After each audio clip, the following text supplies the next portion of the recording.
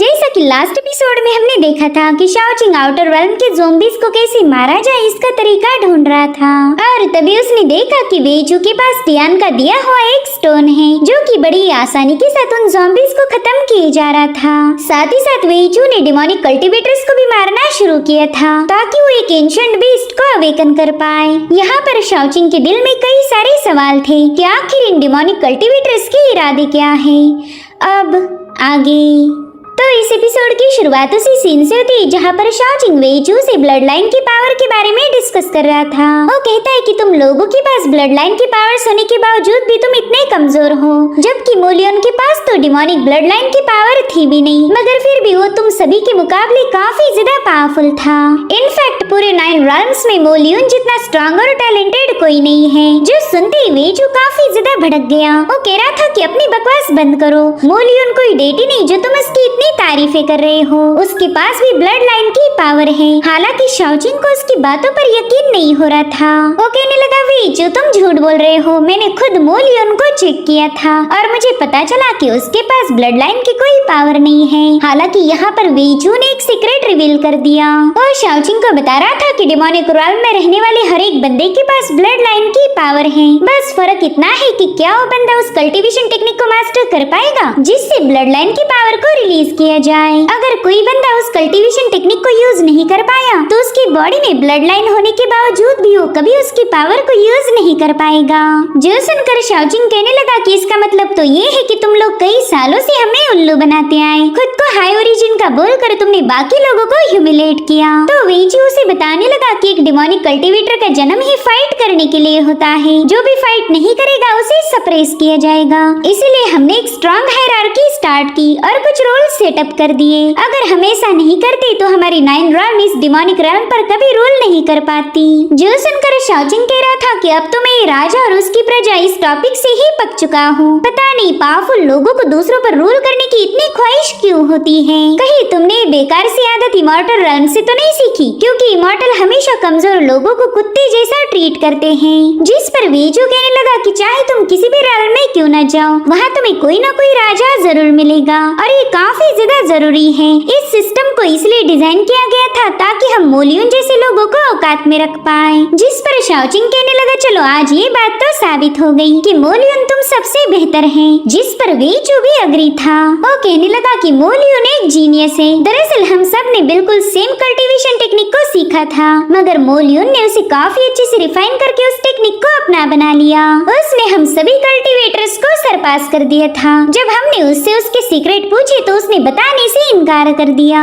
तो शाओचिंग कह रहा था कि चाहे कोई बंदा खुद के दम पर ही पावरफुल क्यों न बना हो, लेकिन वो तुम्हारे लिए एक थ्रेट साबित होगा। जिसके बाद वो जियान से कहते हैं देख लो भाई, जब इमॉर्टल और डीमंस के दरमियान बैटल हुई थी उस वक्त इन लोगों ने तुम्हें और मोलियन को खत्म करने के लिए पूरा प्लान सेटअप किया था, और वो भी बस इनकी वाहियात सी हायरार्की को जारी रखने के लिए। उतने में ही निंग वहाँ पर पहुँच गई। वो वेइचू से कह रही थी कि जो भी मोलियन को हर्ट करेगा मैं उसे जिंदा नहीं छोड़ूंगी। जिस पर वेइचू कह रहा था कि अब तुम दोनों को खत्म करके मैं हमारे 9 realm की नींव को और ज्यादा मजबूत बना सकता हूँ।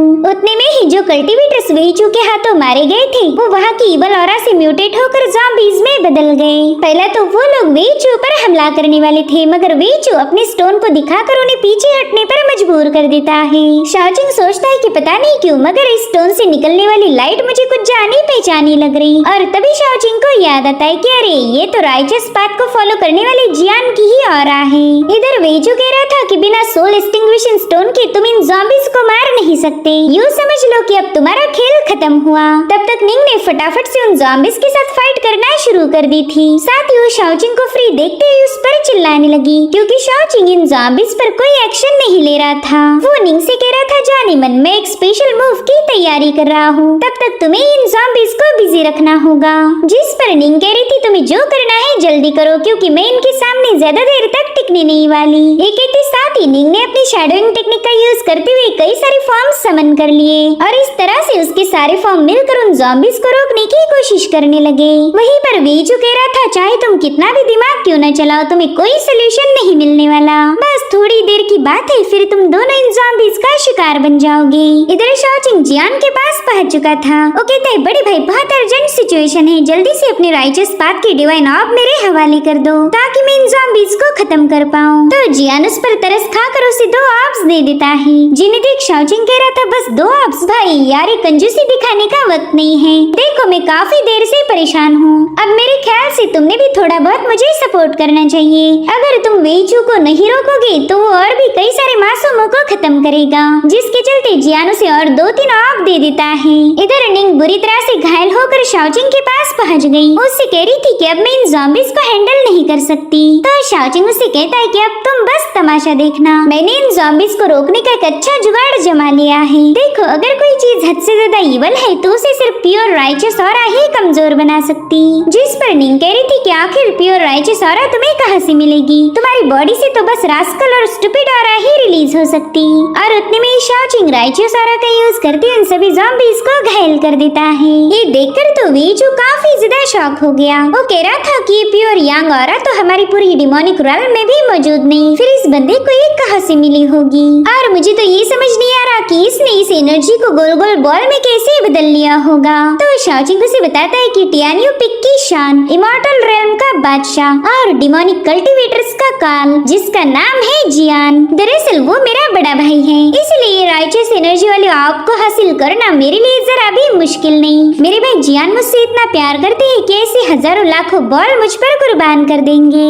और फिर वो दोबारा से ऑर्ब रिलीज करते उन ज़ॉम्बीज को तड़पाने लगा। एक ऑर्ब तो शाओचिंग ने ऐसे ही जाया कर दिया था, जो देख निंग उससे कहती है कि पावर काफी ज्यादा प्रेशियस है, इसलिए निशाना लगाकर गोला फेंको, इतनी नौटंकी करने की कोई जरूरत नहीं। जिस पर शाओचिंग कहता है डार्लिंग टेंशन नहीं लो, बड़े भाई है ना। और फिर उसने देखते ही देखते कई सारे ज़ॉम्बीज को खत्म कर दिया। अब जैसे वेइचू उस पर हमला करने गया, शाओचिंग उसके अटैक को अपने पाव से डिस्ट्रॉय करके उसके मुंह पर एक जोरदार लात जड़ देता है, जिससे वो बंदा काफी पीछे ढकेला गया था। शाओचिंग उससे कहने लगा कि मेरे सामने तुम्हारी कोई औकात नहीं है। तो वेइचू ने बाइंडिंग स्टेप स्नेयर को एक्टिवेट करते हुए शाओचिंग को अपने ब्लड एसेंस में ट्रैप कर दिया। निंग शाओचिंग को बता रही थी कि इस टेक्निक का यूज करके हमारी स्पीड को काफी कम किया जा सकता, जिसके चलते हमारी कुछ एक्शन लेने से पहले ये बंदा हमें निपटा देगा। वहीं पर वेइचू हवा में जंप लगाते हुए कहने लगा कि अब तुम बस देखते जाओ कि मैं कैसे तुम दोनों का किस्सा खत्म करता हूँ। मगर शाओचिंग फ्रैक्शन ऑफ सेकंड में ही उसके पास जाकर कह रहा था कि अरे यार तुम तो बड़े ही लूजर निकले। और फिर उसने अपने फिंगर उसके माथे पर टच कर दी। उसके ऐसा करते ही वेइचू की बॉडी पर क्रैक्स पड़ के वो मारा गया। निंग तो ये देखकर ही हैरान हो गई। वो कहती तुमने तो बड़ी आसानी के साथ इस बंदे को मार दिया। जिस पर शाओचिंग कह रहा था कि अब तो लाशों के ढेर लगेंगे, तुम बस इत्मीनान से देखती जाओ। जिसके बाद वेइचू को भी आसमान में मौजूद एंशिएंट बीस्ट ने अब्सॉर्ब कर लिया। वहीं दूसरी तरफ हम मो लियोन को देख पाते हैं, जिसने अपनी स्पेशल सोर्ड के साथ एक ज़ॉम्बी को मार दिया था। तभी उसे पता चलता है कि एंशिएंट बीस्ट अवेकन होने वाला है, तो तुरंत ही उस एंशिएंट बीस्ट की दिशा में रवाना हो गई। इधर क्योस पैलेस के अरीना में यान मिंगशु बुरी तरह से घायल हो चुकी थी। टियान उससे कहने लगा कि तुम्हारे पास तो ब्लड लाइन की पावर भी मौजूद नहीं है, मगर फिर भी तुम अभी तक मेरे सामने टिक पाई। मानना पड़ेगा तुम काफी ज्यादा टैलेंटेड हो और तुम्हारी इसी खूबी को मैं पसंद करने लगा हूँ, तो क्यों ना तुम मेरे साथ ज्वाइन हो जाओ। भला उस शाओचिंग के लिए मेरे खिलाफ जाने की तुम्हें क्या जरूरत है। जिस पर यान मिंगशु कहने लगी खबरदार, अगर तुमने खुद को शाओचिंग के साथ कंपेयर किया, वो बंदा तुमसे 1000 गुना ज्यादा अच्छा है, तुम कभी उसके जैसे नहीं बन पाओगे। जो सुनते ही टियान गुस्से में आकर यान मिंगशु को चोक करने लगा। वो कह रहा था पता नहीं तुम लोग बगावत पर क्यों उतर आए हो, तुम लोग डिमोनिक रॉयल्म से बिलोंग करते हो तो तुमने सिर्फ डीमन एम्परर को ही सर्व करना चाहिए। इधर यान मिंगशु मौत की कगार पर थी, मगर फिर भी उसने शाओचिंग का साथ नहीं छोड़ा और उतने में ही उसे डीमन एम्परर की आवाज आती है, जो कि कह रहा था कि हजारों सालों से तुम मॉर्टल बस फीलिंग के हाथों मजबूर होते आए हो। इमोशंस हमें कमजोर बना देते हैं, लेकिन ये बात कभी तुम्हारी समझ नहीं आएगी। तभी टियान यान मिंगशु को छोड़कर सीधे घुटनों पर आ गया। साथ ही वो अपने डीमन एम्परर को ग्रीट कर रहा था। तो डीमन एम्परर कहने लगा कि एंशिएंट बीस्ट अवेकन होने वाला है, यही सही वक्त है। तो टियान तुरंत ही वहाँ से टेलीपोर्ट हो गया। वहीं पर यान मिंगशु शाओचिंग की मदद करना चाहती थी, इसलिए वो भी वहाँ ओपन हुए पोर्टल में एंटर कर देती है। जिसके बाद हम शाओचिंग को देख पाते हैं, जो कि एक बड़े से स्टोन पर आराम फरमाते हुए कुछ पढ़ रहा था। वेल उस बड़े से पत्थर को निंग ने अपने कंधों पर उठा के रखा है। तभी निंग उससे पूछ रही थी कि बताओ तुम्हें कहाँ से स्ट्रॉन्ग डिमोनिक ऑरा महसूस हो रही है, आखिर तुम रिकॉर्ड में क्या ढूंढ रहे। जिस पर शाओजिंग कहने लगा कि बस थोड़ी देर और रुक जाओ, बस कुछ ही देर में वो इन्फॉर्मेशन हमारे हाथ लग जाएगी, फिर तुम मुझे रॉक से उतार देना। तभी निंग उससे पूछती कि क्या तुम्हारी इंजरीज हील्ड हो गई। जिस पर शाओजिंग कह रहा था अरे नहीं यार, इसमें थोड़ा सा टाइम लगेगा, अगर मैं 1 घंटा और सो जाऊँ तो शायद जल्दी से ठीक हो जाऊंगा। जो सुनते ही निंग गुस्से में आकर उस पत्थर के से शाओजिंग को भी काफी दूर पटक देती है। उससे कह रही थी कि पिछले 4 घंटों से तुम यही बकवास कर रहे हो और बेवजह मुझे अपना वजन उठाने पर मजबूर कर दिया। दरअसल शाओजिंग की एक आदत थी, जब तक वो हसीनाओं को परेशान नहीं करता उसे सुकून नहीं मिलेगा। वो निंग से कहता है कि थोड़ी देर में यहाँ पर हमारा एक पुराना दोस्त आने वाला है, तो मैं उसी का इंतजार कर रहा था। जिस पर निंग कहती बेवकूफ, यहाँ तुम्हारे और मेरे अलावा और कोई आ नहीं सकता, वैसे भी अब मुझे तुम्हारे साथ समय बर्बाद नहीं करना। अब निंग वहाँ से जाने ही वाली थी कि तभी शाओजिंग वहाँ पड़ी एक सोड को उठाकर सीधे सामने की तरफ थ्रो करता है। उस तलवार की हिट होते ही वहाँ मौजूद अल्टर विजिबल हो गया था। शाओजिंग उसे बताता है कि मैं तो हमारे एक दोस्त का इंतजार कर रहा था, मगर कोई नहीं, हम उसके बिना भी काम चला लेंगे। और उतने में उस अल्टर से कई सारे ज़ॉम्बीज बाहर आने लगते हैं, जो देख निंग तुरंत ही उनके साथ फाइट करने लगी। वहीं पर शाओजिंग भी डिवाइन ऑफ का यूज करने वाला था कि तभी जियान ने उससे एक सवाल पूछा। वो कहता है बताओ इस अल्टर के बारे में तुम्हें किसने बताया। तो शाओजिंग जवाब देते हुए कहने लगा कि अरे इस अल्टर के बारे में तो मुझे मोलियन ने बताया था। हालांकि जियान को उसकी बात झूठ लगी। वो कह रहा था कि मोलियन तुम्हें ये बता ही नहीं सकती, वरना उसने तो मेरे पास भी इसका जिक्र किया होता, और यही तो शाओजिंग को क्लियर करना था। और जियान से कहता है सीनियर, मैं जानता हूँ आप और मोलियन काफी ज्यादा क्लोज हो, पता नहीं आप दोनों के ऐसे कितने सीक्रेट्स होंगे जिन पर से पर्दा उठना अभी बाकी है। जिस पर जियान कह रहा था कि अगर तुम्हारे सीक्रेट्स के साथ कंपेयर किया जाए तो मेरे सीक्रेट्स कुछ भी नहीं है, तुम्हारा राज एक समंदर है और मेरी बस उसमें से एक छोटा सा कतरा। जिस पर शाओजिंग कहता है ठीक है सीनियर, अब देखते हैं कौन किसके सीक्रेट को सबसे पहला रिवील करेगा। इधर निंग ज़ॉम्बीज के साथ फाइट करते हुए शाओजिंग को बुला रही थी। वो उससे कहने लगी कि अब मैं इन्हें ज्यादा देर तक होल्ड नहीं कर पाऊंगी, चलो जल्दी से वो डिवाइन बॉल बाहर निकाल लो। तो शाओजिंग भी उस डिवाइन ऑरा को शो करते हुए ज़ॉम्बीज को डराने लगा। ये दोनों अब सीधे वहाँ के अल्टर में एंटर करते हैं, जिसके अंदर एक स्टोन चेम्बर मौजूद थी। तभी निंग की नजर एक वॉल पेंटिंग पर पड़ गई और शाओजिंग से पूछती कि क्या तुम इसी बंदे के इंतजार में थे। अरे बाप रे, इसकी शक्ल तो देखो, ये कितना ज्यादा बदसूरत है। और उसके ऐसा करते ही उस वॉल पेंटिंग से एक डीमन बाहर आकर उसे दबोच लेता है। शाओजिंग और जियान भी इस डीमन को देखकर थोड़े से हैरान थे। वहीं पर निंग शाओजिंग से कह रही थी कि यहाँ आकर मुझे बचा लो, अगर गलती से मैं मर गई तो भूत बनकर सबसे पहला तुम ही से इंतकाम लूंगी। लेकिन शाओजिंग काफी ज्यादा रिलैक्स था। वो कहता है जाने मन, इतनी जल्दी तुम मरने नहीं वाली, बस थोड़ी देर तक ऐसे ही झूलती रहो, तब तक मैं डिवाइन पावर का बंदोबस्त करूंगा। साथ ही वो जियान से कहता है बड़े भाई मुझे थोड़े और राइचियस ऑरा वाले बॉल्स की जरूरत है, चलो जल्दी से उन्हें मेरे हवाले कर दो, वरना वो बेचारी लड़की मारी जाएगी। जिस पर जियान कहता है शाओजिंग कहीं तुम मुझे अनपढ़ तो नहीं समझ रहे, मुझे गिनती काफी अच्छे से आती है, तुम्हारे पास और भी थोड़े ऑफ बचे हैं तो जाकर उनका यूज करो। तो शाओजिंग कहने लगा अरे हाँ मैं तो भूल ही गया था। जिसके बाद वो दोबारा से उस डीमन के पास चला गया। वेल इस डीमन का नाम था उशी। वो निंग से कहता है कि तुमने मेरे हैंडसम फेस को बदसूरत कहा था, अब तो तुम्हें मरना ही होगा। जिसके बाद वो निंग को काफी दूर पटकने वाला था कि तभी शाओजिंग ने वहाँ आकर उसे थाम लिया। साथ ही उसने अपने राइचियस एनर्जी का यूज करते उस डीमन के मुंह पर एक जोरदार पंच हिट कर दिया था। निंग उससे कहती है शाओजिंग तुमने तो बहुत ही खतरनाक मूव का यूज किया, क्या तुम ठीक हो। तो अभी जानबूझकर कमजोर होने का नाटक करते हुए कहने लगा कि घबराओ नहीं मेरी जान, मैं बिल्कुल ठीक हूँ। तभी उशी शाओजिंग से कहता है कि तुम्हारे पास तो बहुत ही स्ट्रॉन्ग डिवाइन पावर्स हैं, कहीं तुम राइचियस पाथ के नए लीडर तो नहीं हो। हाँ तुम वही हो। जिसके बाद वो crescent moon golden light slash का यूज करके उस पर अटैक कर देता है। तो शाओजिंग ने भी उसकी मूव को पूरी तरह से कॉपी करते हुए उसके अटैक को काउंटर कर दिया, जिससे उशी पीछे पुश हो चुका था। और सरप्राइज होकर कहता है कि तुम्हें तो डीमन क्लैन की सुप्रीम टेक्निक का भी नॉलेज है, यानी कि तुम राइचियस पाथ के लीडर नहीं हो सकते, आखिर तुम हो कौन। तो शाओजिंग उस पर अपना पावरफुल स्लैश रिलीज करते हुए कहने लगा कि ये तो तुम्हें ही गेस करना होगा। इधर ऊशी सोचता है कि ये बंदा काफी ज्यादा खतरनाक है।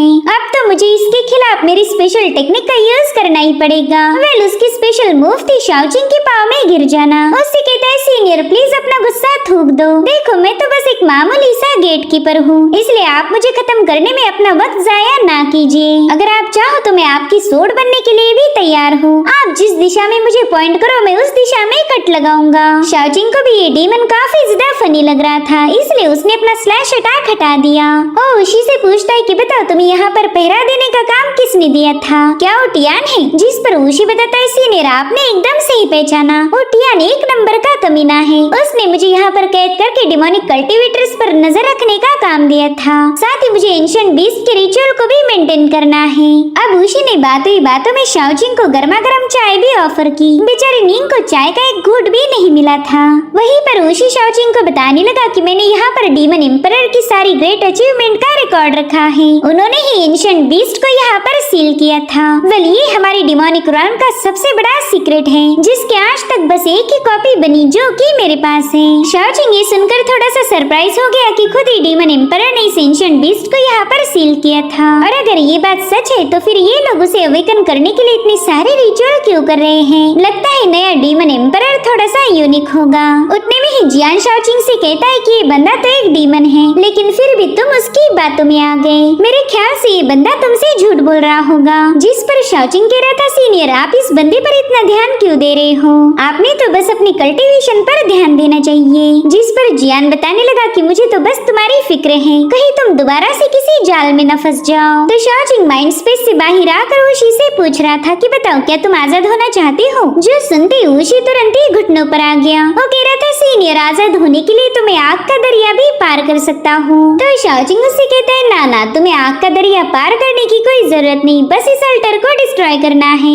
जो सुनते ही बेचारी उशी का जोश ठंडा पड़ गया। शाओचिंग उससे पूछता है अब क्या हुआ, तुम्हें आजादी नहीं चाहिए क्या? जाओ जाकर इस अल्टर को ब्रेक करो, मैं हूँ ना, मैं तुम्हें बैकअप दूंगा। जो सुनते ही उशी तुरंत उस अल्टर पर अटैक करने लगा। इधर निंग शाओचिंग से पूछ रही थी कि आखिर तुम्हारा प्लान क्या है? जिस पर शाओचिंग बताने लगा कि बड़ी मछली को पकड़ने के लिए तुम्हें पानी में हलचल करनी पड़ती है, साथ ही हमें उसके सामने चारा भी डालना पड़ता, और उतने में ही मोलियन वहाँ पर आ जाती है। तो शाओचिंग माइंड स्पेस में जाकर जियान से कहने लगा भाई अगर तुम चाहो तो मोलियन से बात कर सकते हो, मगर जियान इस पर कोई रिस्पांस नहीं देता।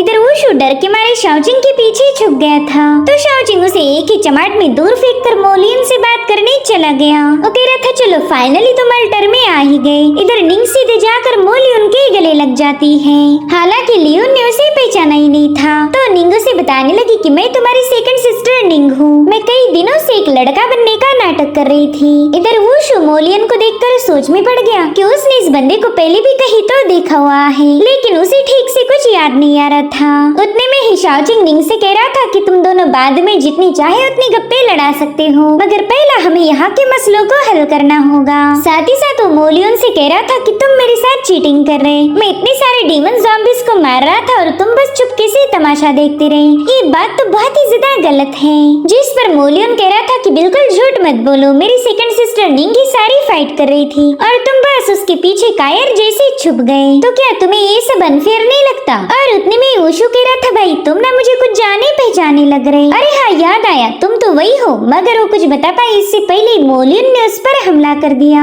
मोलियन नहीं चाहता था कि वुशु उसकी हकीकत सबको बता दे। वहीं पर शाओचिंग वुशु को अपने पीछे छुपाकर मोलियन के अटैक को काउंटर करने लगता है। साथ ही वुशु शाओचिंग को बता रहा था कि भाई मुझे अब सब कुछ याद आ गया, दरअसल ये बंदा पहले भी इस अल्टर में आ चुका है। जो सुनते ही शाओचिंग मोलियन से कहने लगा अरे वाह तुम तो काफी अच्छे से झूठ बोलते हो। हालांकि मोलियन का पूरा फोकस उस डीमन वुशु को खत्म करने पर था। वुशु शाओचिंग को बताता है कि बड़े भाई आप इस बंदे की कूल एटीट्यूड पर बिल्कुल भी मत जाना, ये इतना स्ट्रॉन्ग नहीं जितना कि ये दिखाता है। पिछली बार जब ये अल्टर में आया था तब तो ये डिमोनिक कल्टीवेटर के नाम पर बहुत बड़ा धब्बा था। वहीं पर मोलियन से धमकाने लगा कि अब अगर एक लफ्ज भी मुंह से निकाला तो मैं तुम्हें मार दूंगा। हालांकि वुशु को शाओचिंग का सपोर्ट था, इसलिए वो मोलियन की सारी पोल खोलने लगा। वो बताता है कि जब पिछली बार ये बंदा यहाँ आया था तब मैंने इसके सामने एक भूत बनने का नाटक किया और पता है ये मुझे देखते ही रोने लग गया था। ऐसा लग रहा था कि मानो ये कोई छोटी बच्ची हो। तब इसके साथ एक और बंदा था और वो तो इससे 1000 गुना ज्यादा बहादुर बहादुर होगा। अगर वो बंदा इसके साथ नहीं होता तो शायद ये अपनी पैंट ही गीली कर देता। शाओजिंग को तो ये सारा गॉसिप सुनकर काफी ज्यादा मजा आने लगा। उतने में ही मोलियन ने अपना बहुत ही स्ट्रॉन्ग स्लैश अटैक रिलीज कर दिया तो शाओजिंग वुशु के कान के नीचे बजाकर उसे पटकते हुए उसकी जान बचा लेता है।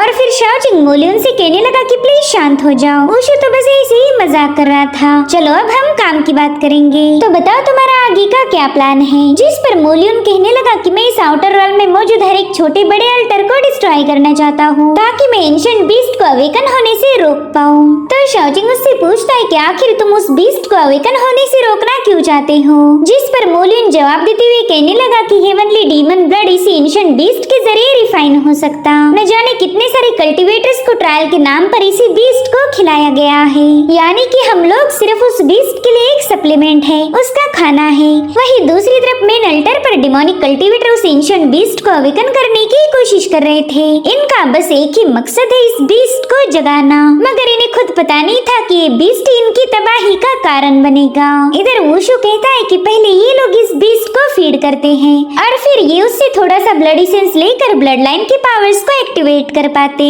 ताकि ये पावरफुल डीमन सन्स बन पाए। और उतने में ही उस पूरे अल्टर में क्रैक्स पड़ने लगे तो शाओजिंग वो अल्टर पूरी तरह से कोलैप्स होने से पहले अपने दोस्तों को लेकर वहाँ से रवाना हो गया। अब ये लोग दोबारा से वैली में आ चुके थे जहाँ पर कई सारे डीमन ज़ॉम्बीज ऑलरेडी इनके इंतजार में हैं। अब इससे पहले कि वो शाओजिंग पर हमला कर पाए निंगी उनके साथ भिड़ जाती है, मगर इस बार वो डीमन ज़ॉम्बीज इतने आसानी के साथ मारे नहीं जा रहे थे। तो शाओजिंग ने तुरंत ही अपने राइचस पाथ वाले टैलिस्मान का यूज करते हुए वहाँ पर दिवाली मनाना शुरू कर दी। इधर मोलियन कह रहा था कि आसमान का रंग देखो, इसी से पता चल रहा है कि वो डिमोनिक बीस्ट थोड़ी ही देर में अवेकन होगा। तो शाओजिंग ने तुरंत ही निंग को ढेर सारे टैलिस्मान थमा दिए। वो कह रहा था कि ये टैलिस्मान अपने पास रखो, ये तुम्हारी जान बचाएंगे। जो देख मोलियन थोड़ा सा सरप्राइज होकर पूछने लगा कि भाई आखिर तुम इतने दयावान कब से बन गए? तो शाओजिंग कह रहा था कि तुम लोग एक बहुत ही इम्पोर्टेंट मिशन को पूरा करने वाले हो, तो अगर मेरी जगह मेरे भाई जियान भी होती तो शायद यही करते, इसलिए तुम लोग जाकर उस बीस्ट को अवेकन होने से रोक लो और तब तक मैं इन ज़ॉम्बीज से निपट लूंगा। मोलियन कहने लगा भाई यार मैं तो तुम्हें कुत्ता कमीना समझता था, मगर तुम तो बड़े ही रहमदिल निकले।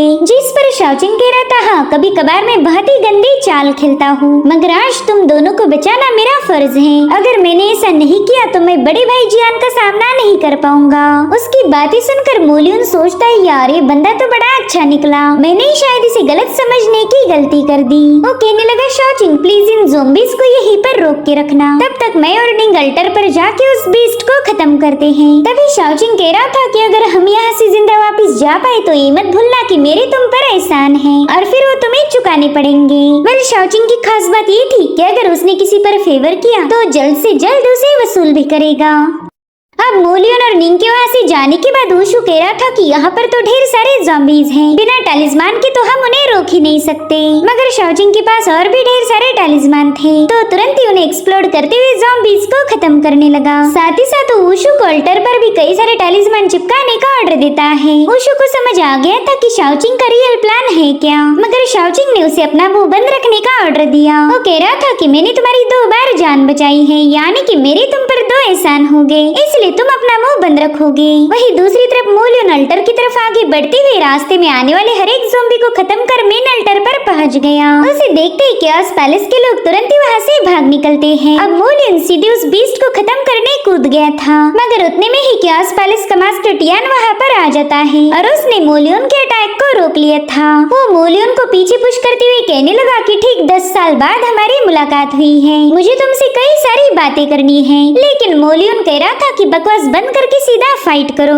और फिर उन दोनों में बहुत ही जबरदस्त मुकाबला शुरू हो गया। मोलियन उस पर अटैक करते हुए कह रहा था कि हम दोनों का एक ही मिशन था, इस डिमोनिक realm से ब्लड लाइन की सुप्रीमेसी को रिमूव करना ताकि यहाँ के सभी लोग पीसफुली जी सके। लेकिन तुम तो अभी भी उस डीमन एम्परर को ही सर्व कर रहे हो। तो टियान उसके अटैक को रोकते हुए कह रहा था कि सिर्फ हम दोनों की सोचने से ये दुनिया बदलने नहीं वाली। तब तक मोलियन ने भी उसके कई सारे हमलों को डॉज करते हुए उस पर अपनी स्वॉर्ड से अटैक कर दिया। वो कह रहा था कि हमें यहाँ के लोगों को इन्फ्लुएंस करना होगा, भले इसमें वक्त लगेगा, मगर हम इस ब्लड लाइन के मसले को हमेशा के लिए मिटा सकते हैं। हालांकि टियान उसकी बात मानने के लिए तैयार नहीं था। उस पर एक जोरदार पंच हिट करते हुए कह रहा था कि यह कुछ भी बदलने नहीं वाला। अगर आज यहाँ के लोग ब्लड लाइन सुप्रीमेसी को छोड़ दे तो दोबारा फिर से वही करेंगे। लेकिन तुम ये बात कभी भी समझ नहीं सकते। अगर इस दुनिया को बदलना है तो हमें इसे पूरी तरह से खत्म करना होगा। और फिर वो वहाँ मौजूद डीमन सन कैंडिडेट्स को खत्म करने लगा। साथ ही वो अपने धर्मा फॉर्म को समन करते हुए कह रहा था कि अगर इस दुनिया को बदलना है तो हमें ऑलमोस्ट सभी लोगों को मारना होगा। गाइस पता नहीं क्यों मगर ये बंदा मुझे थैनोस का दोस्त लग रहा है। इधर शाओचिंग ने एक अल्टर पर ढेर सारे टैलिस्मान बिछा दिए थे,